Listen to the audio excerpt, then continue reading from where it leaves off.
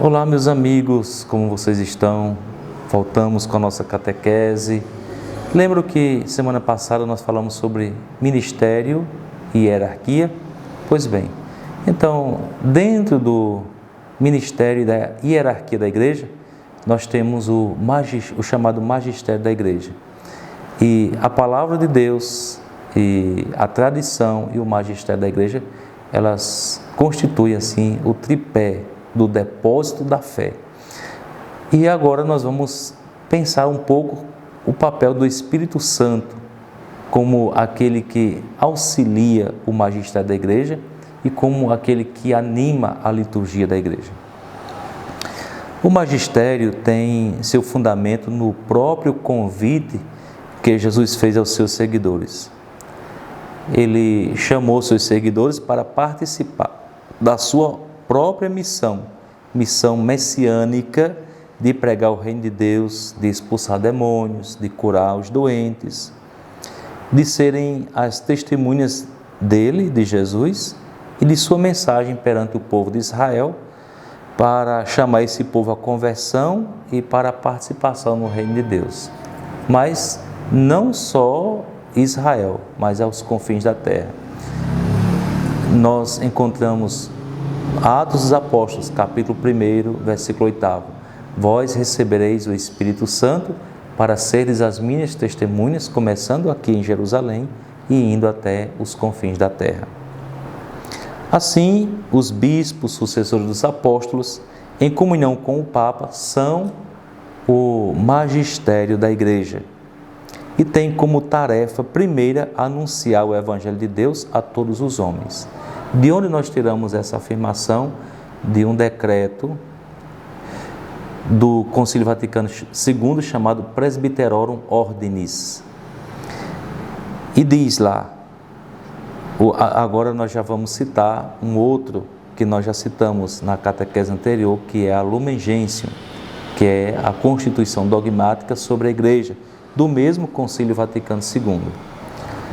Os bispos são os arautos da fé, que levam a Cristo novos discípulos, são os doutores autênticos da fé apostólica, providos da autoridade de Cristo. E o Catecismo da Igreja Católica, número 889, diz assim: sua tarefa não é outra senão manter a Igreja na pureza da fé transmitida pelos apóstolos. E aqui eu inclusive queria fazer uma sugestão a vocês que me ouvem, que me veem, que participam dessas catequeses.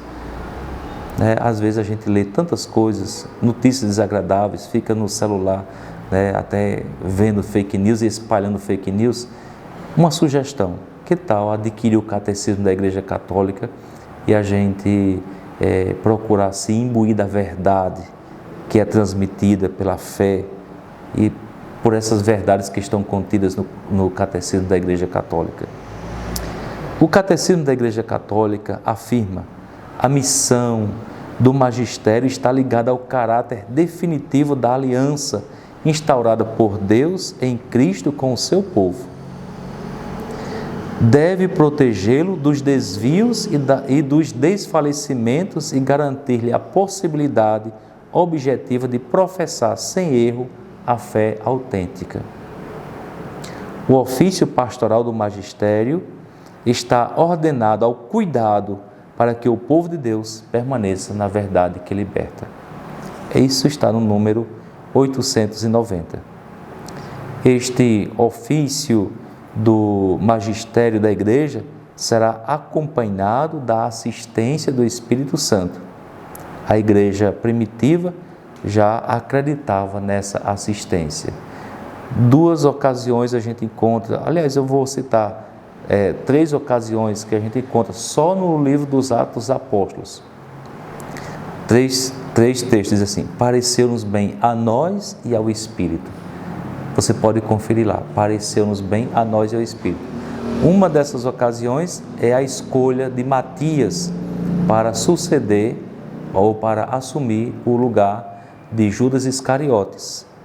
Outra situação que nós encontramos isso lá está no Concílio de Jerusalém, quando os discípulos vão discutir acerca daquilo que é necessário para a salvação.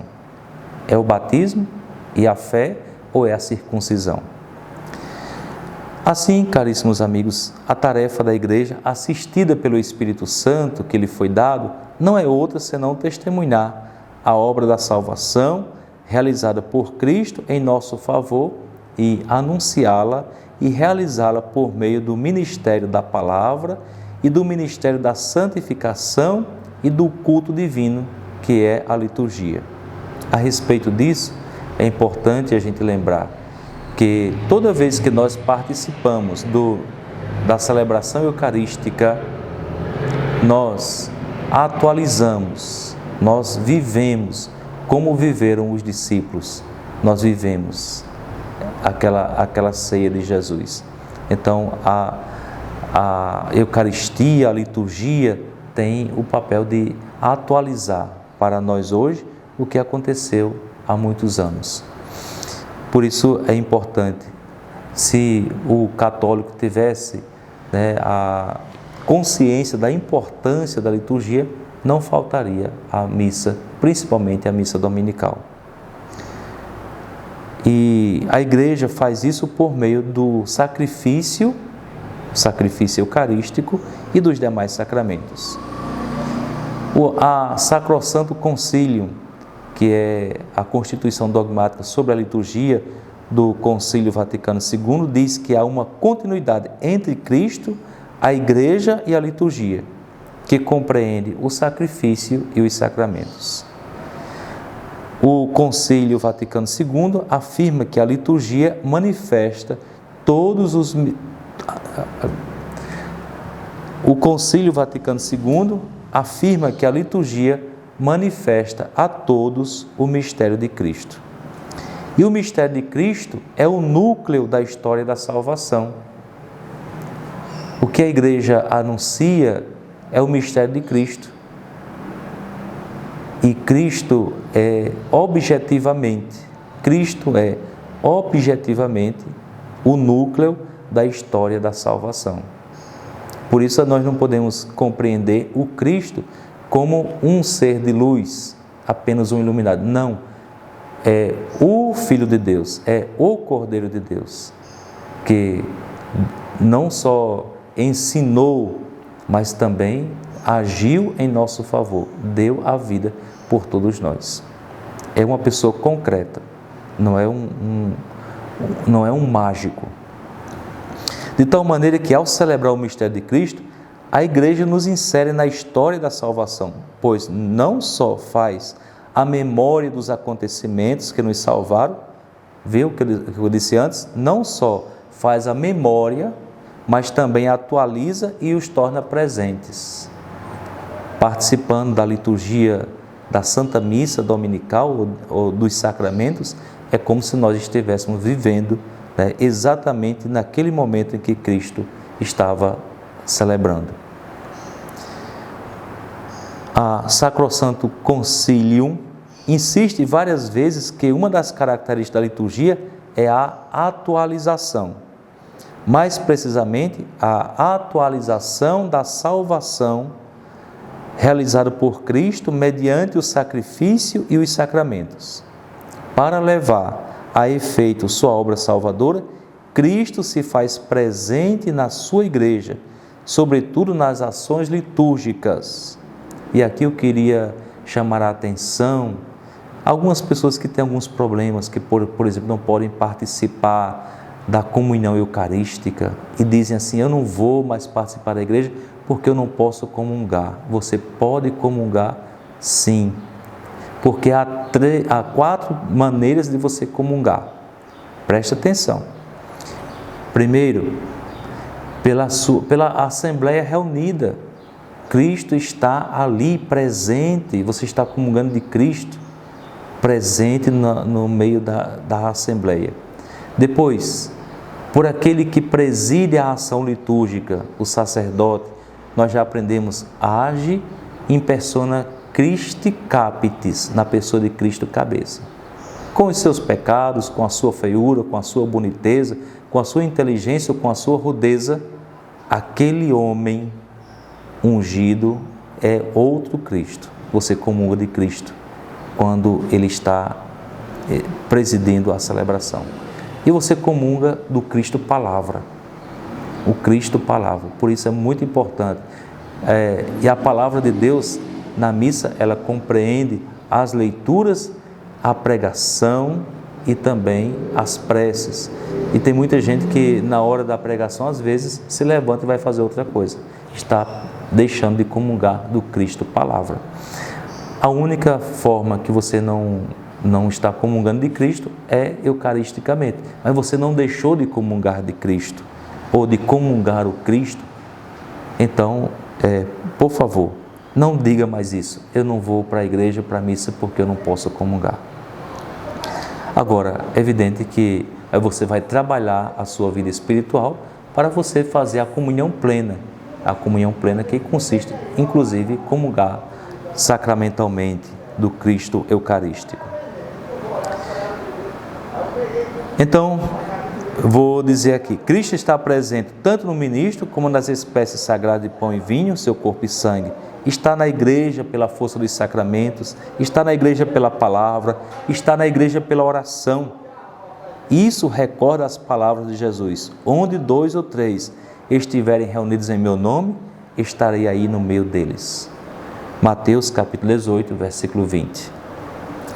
Por meio da liturgia, atualização do mistério de Cristo, Deus é plenamente glorificado e os homens santificados, pois o Cristo associa a si a igreja, sua esposa diletíssima, que invoca o seu Senhor e por ele presta culto ao Pai.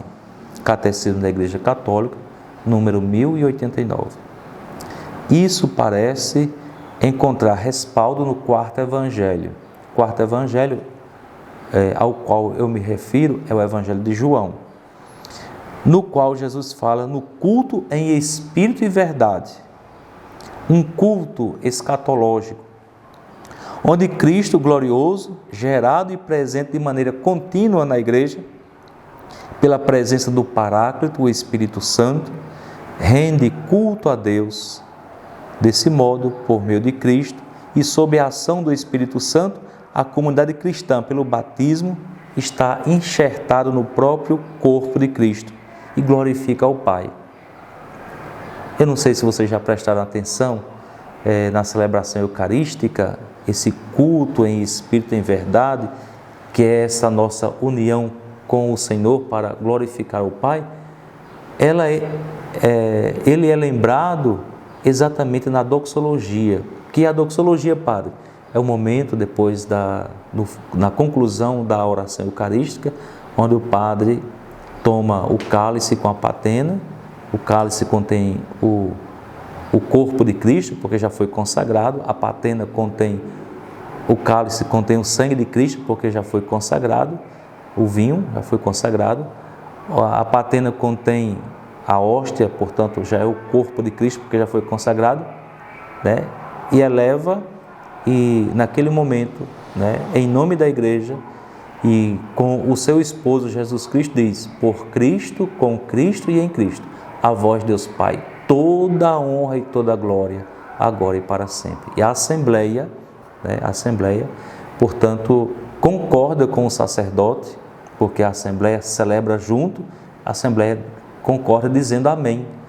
E às vezes é um amém muito fraco, ele deve ser forte, dizendo: nós estamos em comunhão, nós aceitamos essa verdade, nós louvamos ao nosso Deus. Amém, bem forte.